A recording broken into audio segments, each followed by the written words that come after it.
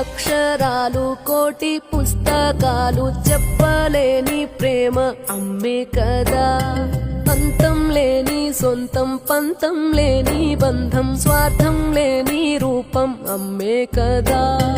ఎంత నిండుగా నీడనిచ్చిన ఎండ తప్పని చెట్టే అమ్మ, కంటి నిండుగా నీరే పొంగిన రెప్పముయని చూపే అమ్మ.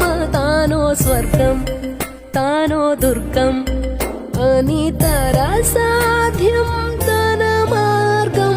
వేల అక్షరాలు కోటి పుస్తకాలు చెప్పలేని ప్రేమ అమ్మే కదా.